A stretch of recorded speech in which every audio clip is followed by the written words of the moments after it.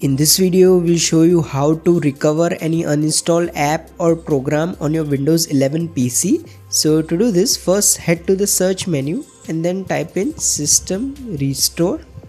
Now select the first result that appears. Now here you will need to click on this System Restore button.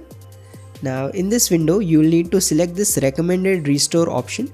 So what this will do is undo any recent changes that you have made to your PC. So if you have uninstalled an important app or program, this will hopefully undo it and bring it back.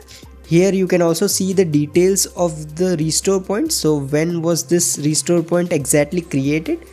So you can check out the detail. You can also select a different restore point from this option. So simply select that, click next, and then choose your restore point from this particular menu. Once you have selected your restore point, I'll just go with the recommended restore point and then click on next. You need to select this finish option. Your PC will restart after this and hopefully bring back any programs or apps that you have uninstalled recently. If you find this video useful, please don't forget to like and subscribe to Glitch Guru.